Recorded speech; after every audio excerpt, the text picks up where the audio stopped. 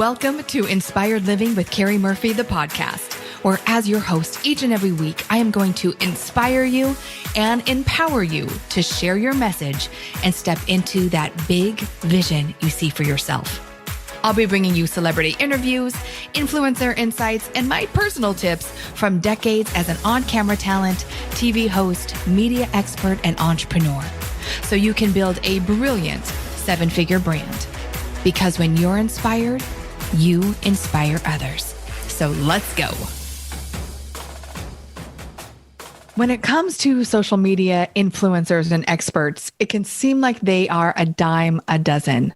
But when it comes to people who actually can show up and really support entrepreneurs, there are a few at the top of their game. And when I met Kim Garst a few years ago, I just fell in love with her Southern charm, how she shows up, her commitment to serve, and her knowledge. In fact, Forbes named her one of the top 10 social media power influencers. She is a best-selling author, international speaker, and really one of the top influencers using social media to really share and connect with her followers. In this episode, we talk about so much when it comes to social, when to jump on the next social media train or platform, how to show up with intention, the number one thing you can be doing right now to really stand out and build your list and your following, and the importance of getting people off social media and onto your list. We talk about that and so much more. You know, Kim started out 30 years ago in the digital space before we had any of the assets in social media that we have today. She created her seven-figure business at the dining room table with her two littles at home,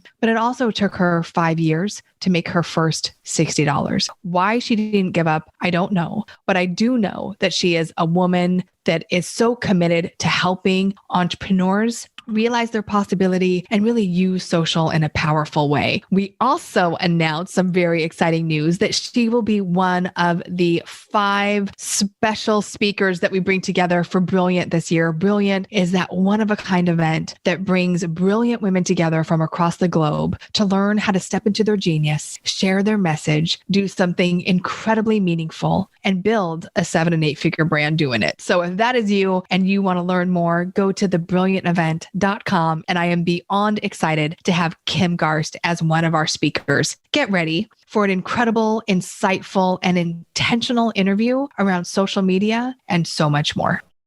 Kim Garst, I have to tell you, I am such a fan, not only because you're brilliant at what you do, but because of the heart in which you show up in this crazy social media space. So thank you so much for being with me today. I'm so thrilled to be here. You know, when you say the crazy social media space, boy, has this year been a crazy year for social media. I mean, it has been a year, you know, I say year, meaning 2020, I know we're in 21 now, which is hard to even wrap our heads around. It seemed like as long as it dragged by, it also flew by, you know? Did. So, yeah, it's been. And I had a baby, which made it fly by even quicker. It was the greatest blessing, right? Because it was a little Groundhog's Day, but it also went by really fast. It wasn't that weird though. Some days that, felt super slow, and others, the year just went by so fast. And I mean, some days it did seem like it was just dragging, like, is this year ever going to be over? Right.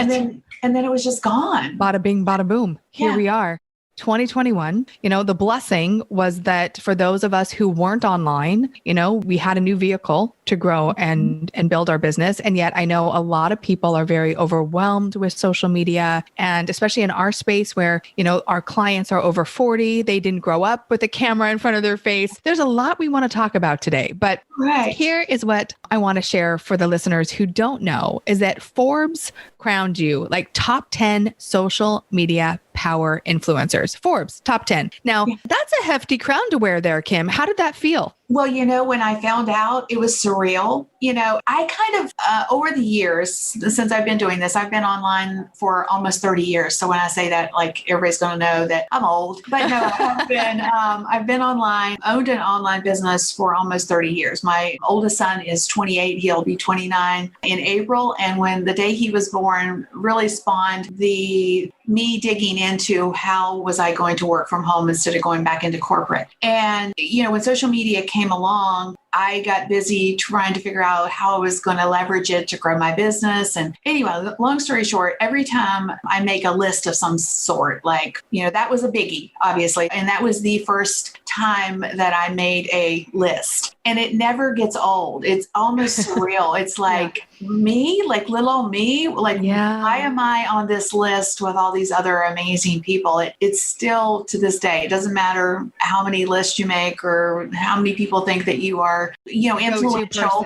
The go-to person. It still seems strange to me because I just think of me as me, For sure. Well, you know what? I think that is a beautiful testament to just who you are. And, exactly, I want to just go back to how simple that is. You are you. And I think you being you has been what has infused, the list and, where you are and has propelled you into the space. And in a space that can feel, I don't know if the word slimy is accurate or is it disingenuous? I think that I can't tell you how many DMs I get that I can, make you millions or I can grow your profile overnight. And, and it just gets so old. So Kim, first of all, let's go back first. And I love that you said sitting around the dining room table with your littles, because I call my kids my littles. So I just like, oh my gosh, our littles. Tell us about, I can only imagine 30 years ago building an online business, how different it was compared to now with the, $1 million assets we literally have at our fingertips. Can you talk about, and you built a 7-figure business at that time?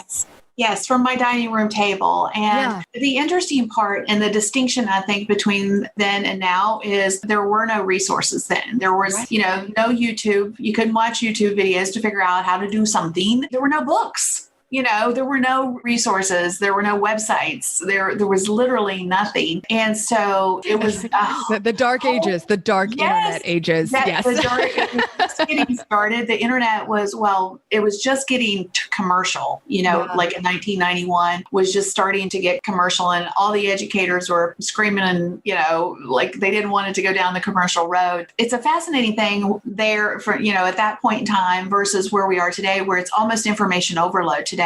It's hard to figure out who do you pay attention to. There's so much noise out there. Who knows what you need to know that you can tap into, whether it's somebody you are paying for their knowledge and so that you can learn something that you can implement in your business, or even if it's like free content that you're trying to consume, do they really know what they're talking about? Are they going to help you? Are you wasting your time? It's a fascinating dynamic, and one that is, I almost feel like I would prefer to find my way like I did in the early days than to have to weed through all the stuff that we have at our fingertips. Now that said, if you can figure out, there is amazing things. There is no excuse for people not to have a highly successful business today. Did you hear that? No excuse. No excuse. If I can do it without any resources, you just got to figure out who to pay attention to. 1 or 2 people. Tune in, dig in, figure it out, and then you are on your way. There's really just no excuse not to have a successful business. Yeah. I remember when I started my first business in my 20s, I didn't have a website. I didn't have any of the resources that we do now. And I will say that the number one thing I hear, Kim, from my clients is just, it's so noisy. It's so overwhelming. And, I know you and I teach similar things, but in different ways. And, we're all a channel. We're all a broadcast. We're all putting out content. It is overwhelming, but I think that's why, my opinion moving into 2021 is that if you don't clarify your message and get known for that one thing, then no one's going to be able to find you because there's just too much out there. So for that person that feels that overwhelm, that feels that, oh my God, it's just so noisy, what do you say to them? Well, I think you have to step back from the noise and be committed to understanding that you're going to get lost in the sea of everything if you don't step back from it. One of the things I find in the social media space that's kind of interesting, when it comes to noise, what I find is happening to so many entrepreneurs today is that they're spending anywhere from 90 to sometimes even 100% of their time doing things that are not revenue generating in their business. Right. And if that's you, one, just give yourself a little grace. and say, you're not alone, but you have to step back from that and stop getting lost in all the shiny objects and, really focus in on what matters in your business and what drives revenue. Pick one or two things that, you're going to do to attract people to you in the social space, but don't spend 80, 90, 100% of your time every day trying to build social media community, because that's not where your revenue is going to come from. It's a great way to attract people to you, but you've got to move those people from social to someplace that you can serve them in a more robust way. Right. I think one of the things that is a huge problem for a lot of entrepreneurs today is they're spending a lot of time doing things that aren't generating revenue in their business. If you're spending 80, 90, 100% of your time each and every day in social or on a shiny object or whatever, give yourself some grace, because you're not alone. A lot of other people are doing the same thing, but you have to step back from that and just pick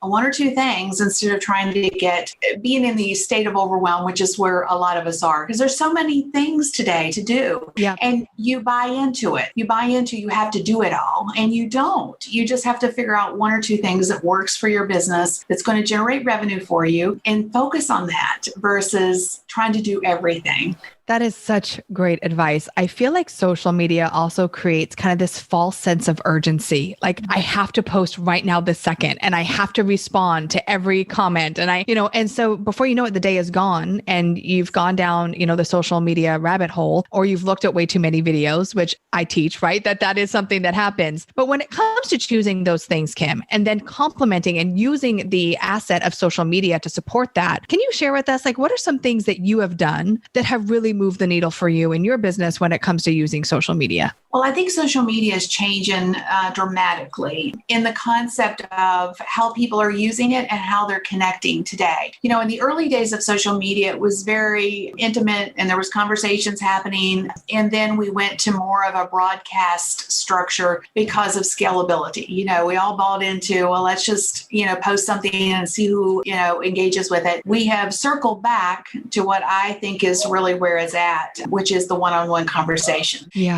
And, leveraging the power of, Messenger or Instagram DMs, really connecting and talking with people. And, everybody's like, well, that's not scalable. Well, this is reality. So, and this is a sad How much reality. time do you spend on social media, Kim Garst? Seriously. So no, but this is a sad reality. And I've been doing a real big push to educate my community around how important it is to build your list, your email list, and moving your social media community to your list. That was probably one of my biggest mistakes that I made when I was going, getting all the fans and followers. I wasn't intentional with my list building. Because you don't own that. You don't own these platforms can go away tomorrow and you don't have connection. Or I have almost 400,000 fans on my Facebook business page. And, I'm lucky because my engagement's pretty decent there. But the average person is getting, 1% to 2% of their fan base actually seeing their content. Yes. So if you have 100 fans, 1 or 2 people is seeing your content. Now think about that for a hot second. And then compare it to how much time you're spending on these platforms when the potential is that your content is not even being seen. That is so true. It's like we put all this effort into our social, which I think is important, but how are you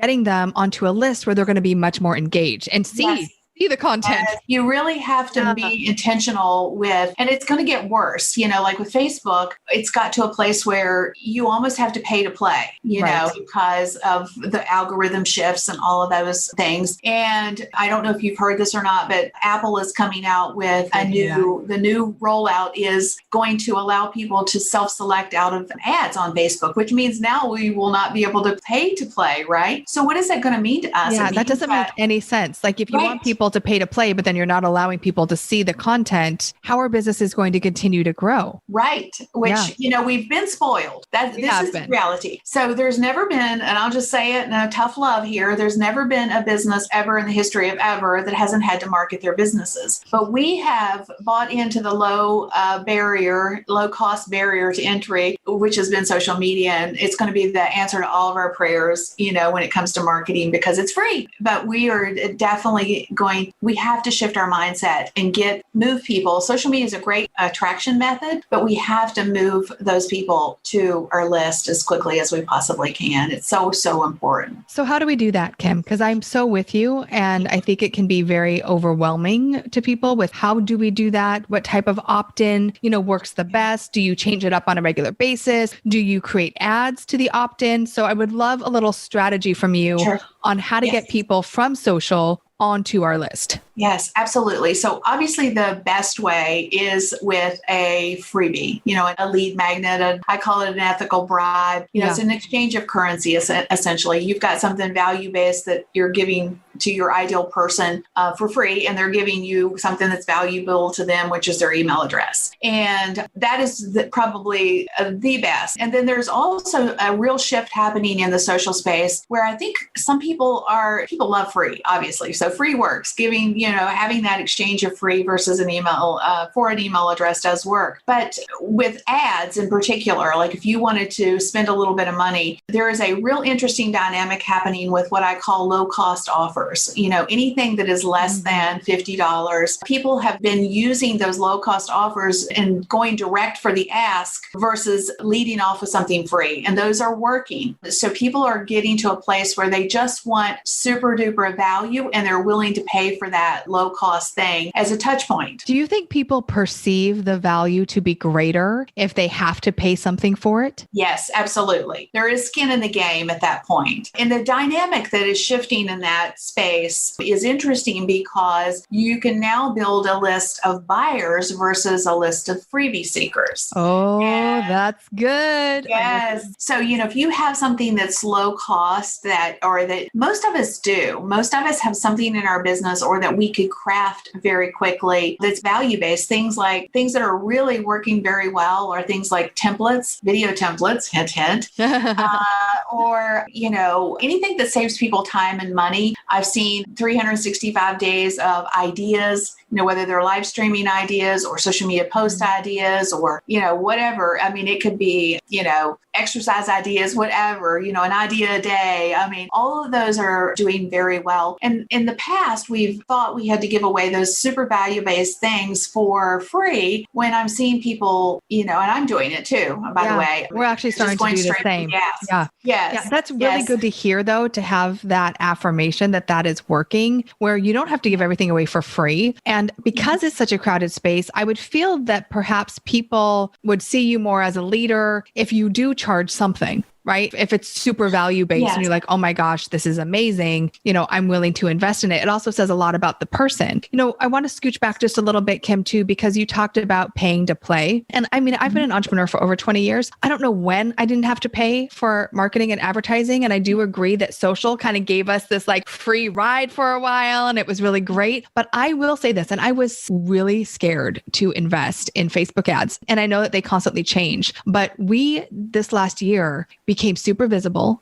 We're really consistent with the way that we get our leads and we show up for them and we serve them. We had the best year we had ever had because we had a plan. We worked the plan. We tested the ads. Then we invested in the ads. And now we're just putting gas on it. And I know that algorithms and everything changes, but I think it's really important that if someone wants to grow a 6, 7, 8-figure business, they have to invest in marketing and advertising. The people aren't just going to find you through your free opt-in all the time. Yeah. And that's one of the things that I say quite frequently. Like when people go through my List Building to Profit course, they get so excited because they have their opt-in ready, right? Their freebie. And they put it out on social and they get very disheartened very quickly because 1 or 2 people take them up on it. And they think that, they're going to get, 50 people to opt in on day one just because they have this new thing that they're just super excited about, But it goes back to what I was saying before, the 1 to 2% of people are seeing your content. So, and let's say that 1 or 2 people out of 100, is that the right person for your freebie in that moment, right? Yeah. So you can't one and done it. You have to have a consistent strategies to share your freebie. And I think a lot of times people create their freebies and then they hope somebody bumps into it. And then they're like, well, my list isn't growing. Please find it somewhere. Right.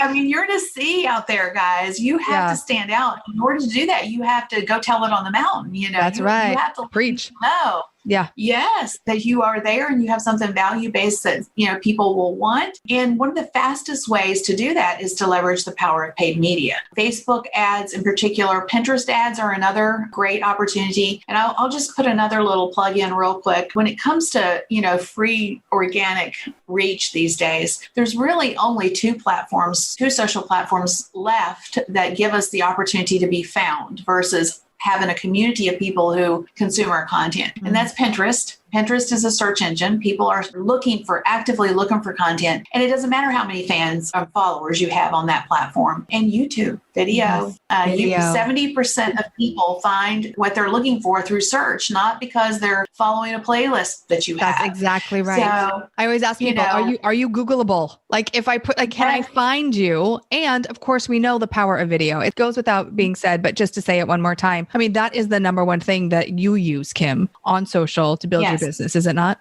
Live video in particular. And this year, we're getting really intentional with our YouTube strategy and Pinterest, because of what I just shared. Pinterest is one of my number one social media traffic drivers. And again, your person too, Keri, is on Pinterest. Yeah. And you think, well, they're there just to, figure out how they're going to decorate their new bedroom. Or do their hair. Do their hair or their nails. Which hair ideas, yes.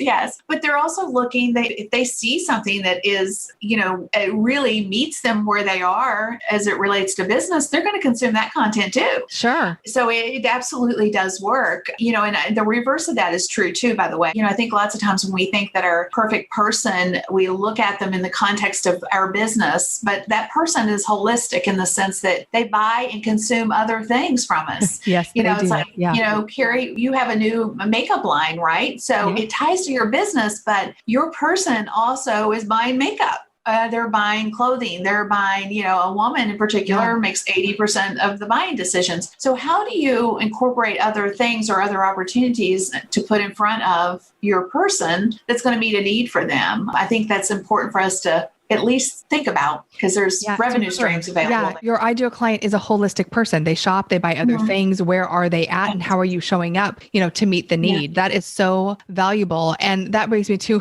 the question of the hour, which is, how do you know, Kim, with all the different platforms that come and go, and I know we have Clubhouse now and TikTok, you got to be there. And, we had Periscope in the past. Like, how do you know when to jump on the train and when to be like, you know what? I cannot jump on the train. Like, I am too busy just trying to keep up with what I got. Yeah. So it's so funny you say that, especially in light of Clubhouse, because it is the new shiny object, right? Oh, and let me tell you, it is bright shiny object. Yes. Seriously. And so I was digging in my heels. I'm like, I'm not doing it. I'm just not even going to download it. I'm not asking anybody to get me on the platform. I'm just going to ignore it. And that worked up until the 23rd of December. And then somebody reached out and said, hey, I got an invite. And so anyway, long story short, I'm now on the platform. You're on Clubhouse, right? And I'm on Clubhouse, and I'm going to have to turn off the notifications. I'm serious. I'm going to have to turn it off because it is so distracting. And, I'm seeing a lot of major marketers on this platform all day long. I'm like, doing nothing guys, else. Yes. Are you doing anything for your business? So, but to go back to your question, you can embrace new platforms, I think, and there's a big opportunity as an early adopter if you put some boundaries and some strategy around the concept of embracing that platform. So Clubhouse is one of those platforms where I think there is amazing opportunity, especially if you are reluctant to embrace getting in front of the camera. It's audio based, by the way. It's audio based. It's an audio app. So it doesn't matter what your hair or your makeup looks like. So that's a positive. But I'm seeing just people spend so much time on the app with no intention. And I don't recommend that. So what I've been doing, I'll just share what I'm doing, is I'm watching and looking and paying attention to what people are doing and what seems to be working. Like,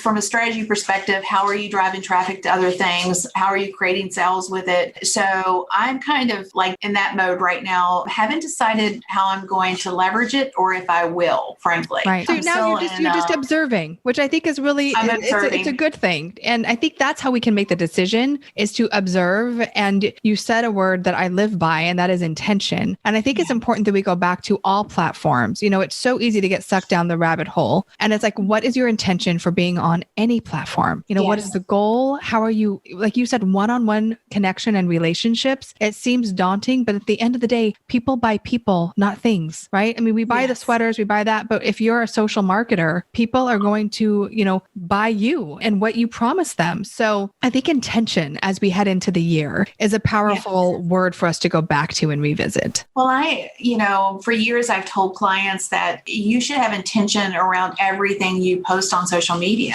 Like if you're going to post an inspirational quote, okay, what do you want from that? Is it engagement? What's the goal for that piece of content? If you are posting your opt-in, obviously you're wanting people to opt into it.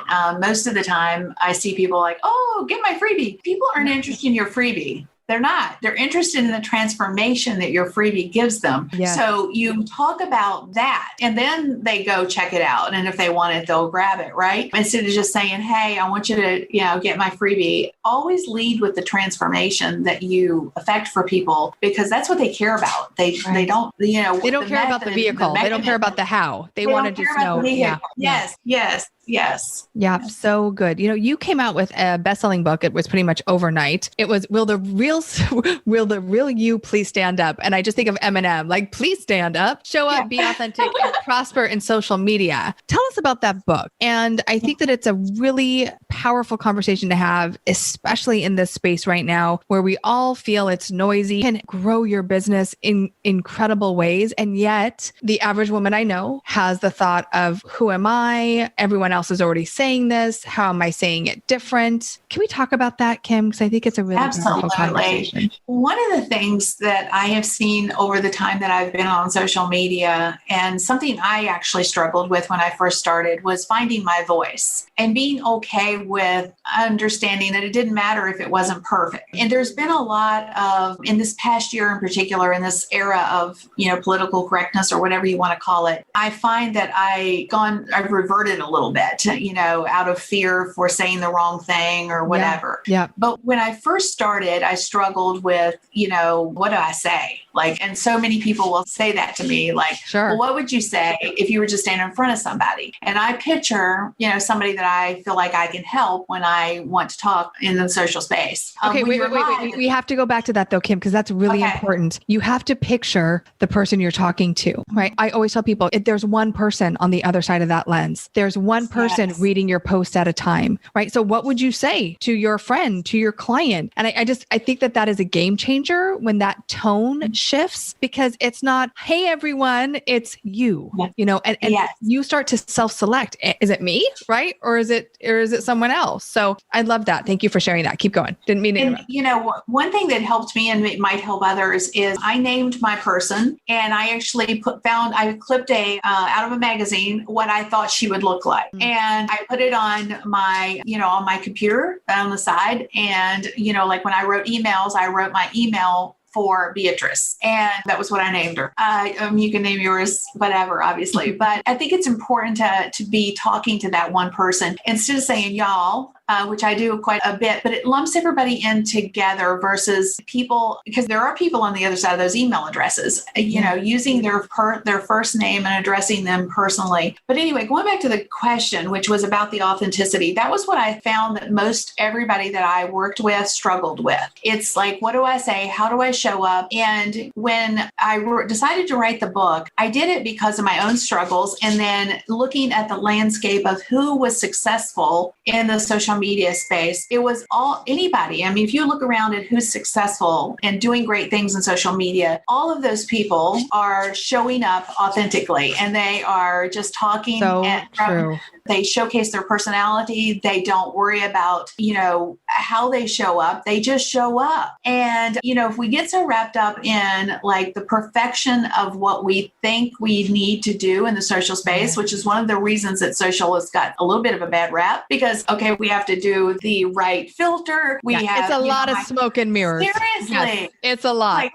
Like my house isn't clean, or, my house is uber clean, or, my dogs are perfect, or my husband is perfect, or my kids are perfect. Yeah. And anything outside of that perfection. Yeah. you just can't share it. Right. Like, when that is just not realistic. So the authenticity piece, I know it's an overused word, but just be yourself. Like, and it's okay to be yourself. But actually, I don't think there's anything more important than that. I think that the more you embrace who you really are, I mean, you think about the Brene Browns, I can think of so many thought leaders right now and influencers in this space. And the people that come to mind, it's like the more transparent and authentic they are, it seems the quicker their brand grows. And it's like messy hair days, walking around in my skivvies with cellulite. Like, it doesn't matter. Like, I'm just going to be me, and you like it or you don't. And you're unapologetic about it. But Kim, really think about that. Like, if you think about the space, yes, there's the perfect curated models and everything's filtered, but the people that are really driving the bus, they are transparent and they're the furthest thing from perfect. Yes. So I was just on Clubhouse earlier, I'll admit it. And one of the conversations that I overheard was Amy Porterfield, which some may know her. She was talking about when her business really took off. I mean, like exploded. And it was an 8-minute podcast, like a pop-up. She called it a pop-up podcast that she did on the fly. And she was really reluctant to release it. But she was talking about the fact that everybody told her she needed to embrace video more. And she was reluctant to do that. And she talked about why. And it was because she was just super concerned and reluctant to embrace it because of the way she looked. She had always been fearful of judgment when it come to her weight. But when she put it out there into the world and let people see that side of her and the concern, and, she always thought, well, people wouldn't care about that because, they only come to her because she had knowledge around this, what she showed up, her expertise. But when she was vulnerable and really let people see something that a lot of us can relate to, boy, like she said, that was the moment where she saw a point in her business it just took her to a whole nother level. And I think that's a really interesting thing for us to understand is and especially in the social space where everybody tries to pretend to be like perfect, and we're just not. There's nobody out there that's perfect. So will the real you please stand up? Will the real you please stand up? I really appreciate that. And I think that there is someone listening right now that needs to hear that more than drinking water today. Like, they need to hear like how important it is for them to show up. And the more I think you share your, insecurities, your stresses, what overwhelms you, it reminds me of Oprah. And I remember when she was going through, she was a talk show host. And then before you know it, she was like the thing, like the sensation. And it was a very similar thing where she, shared about her childhood trauma, her weight, and she got all of America, right? Like going with Bob Greene and everyone, was working out together. And I felt like she went from,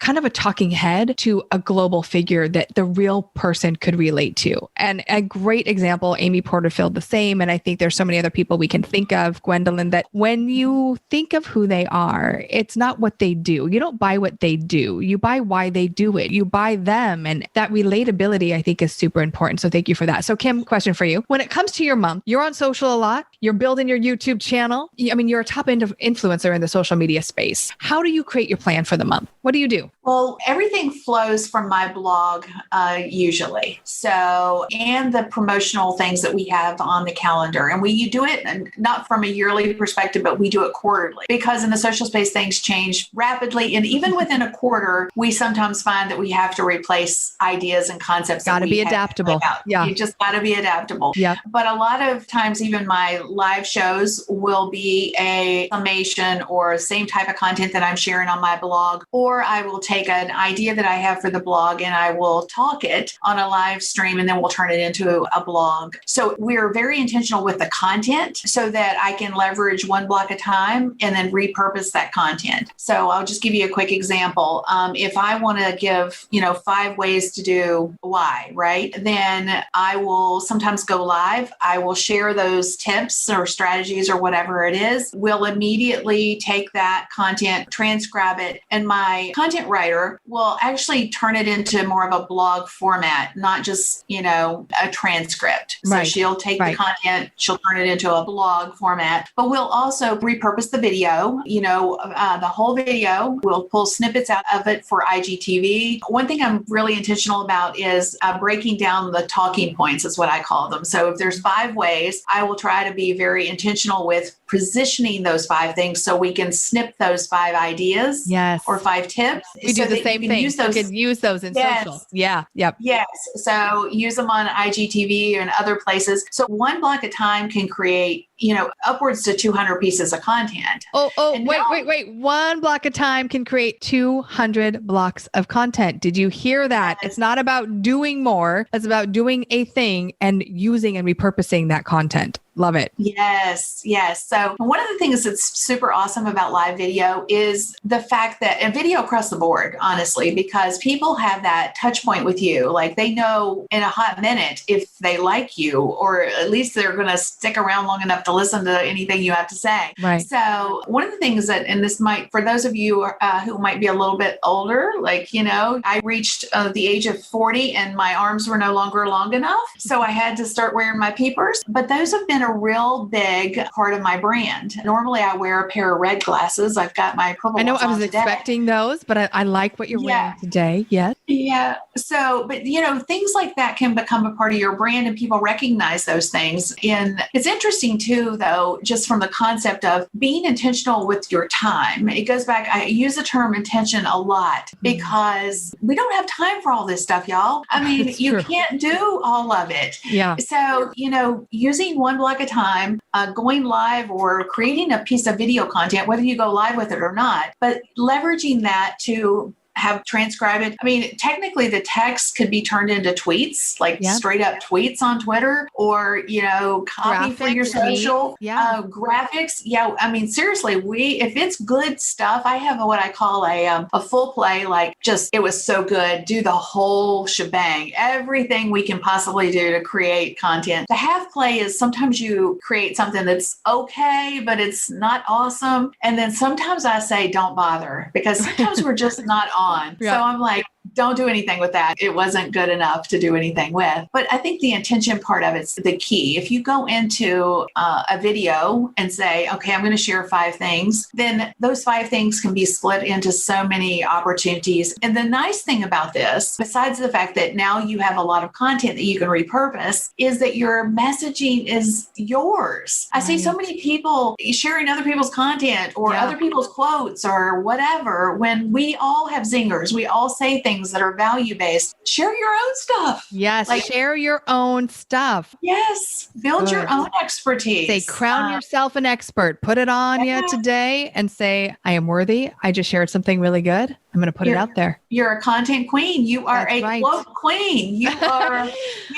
Hey, Kim, how often do you go live? I go live at least once a week. Yes. I have my Marketing That Grows Your Business show on Mondays. Normally I go live on Thursdays as well, because I do a tools Thursday, because I love great tools and I love sharing great tools. So normally I do at least those 2 days. Some days, like last week, I was doing some promotion around my list building course. So I was going live. I think I went live every day last week. So it just depends on what's going on as to how often. But minimum once a week. You got to go live at least once a week. Yes. Minimum. And if you are, I tell people this, and I don't mean it in the context of you have to do this, but it's just a smart move. Live shows are more intentional. Again, that intention word, because you set a time and a day and you show up routinely on that time and day. So people get used to seeing you and connecting with you in that time. So that, and that can be monetized. It's just like a podcast. You can get, show sponsors and, ad placement. Yes. Yeah. You can do so many things with a live show and, notwithstanding all the repurposing value, but the other side of it is monetization side of it too. Yeah. I think that is a really important thing as we're moving into the new year. And again, kind of going back to the noise and everyone's online. It's like when people know that you're on at a certain time and they can expect it, then you create like loyal followers and people that look forward to your show. And so if you will commit to going live once a week, pick the time, pick the date, make a title for it, make it a show. I was listening to a podcast the other day, and it's so true. Like IGTV, YouTube, like they're all our own Netflix series. We all have our own shows, but the lack of consistency is why most people, don't build their following. It's not lack of talent or lack of knowledge. It's just they're not consistent and they give up way before. I think that the misnomer is you show up and you go live every day and your followers and money is just going to be pouring in from the heavens. And so, Kim, what advice, and then we'll wrap up with this, what advice do you have for people that really want to move the dial on social? And again, kind of go back to where do I start? Such a great question. The one thing that has had the most impact on my business in the social media space is live video, bar none. There is nothing else has had that much impact outside of live video. And, as an entrepreneur, many of us are here for impact. The money is great. We're trying to build a business that generates revenue for us and, makes a difference for our families. But we're also about how we help, how we show up. And, whether it's a book or the opportunity to build your own stage. I want to talk about this real quick because I think this is super important. Clubhouse is kind of one of those opportunities. They're calling it a stage, and I think live video is that too, where you are building your own stage. Like if you have a show, you invite people onto your stage to speak. You have a guest, in other words. You can monetize your stage. So if you think about it in the context of, leveraging your time smartly in the social space and then creating a revenue stream with it, creating a content, everything can flow from your live show or your stage if you approach it with intention and a plan and a strategy. So if I was to recommend anything, I would recommend a live show. If you're just starting out and you're like, well,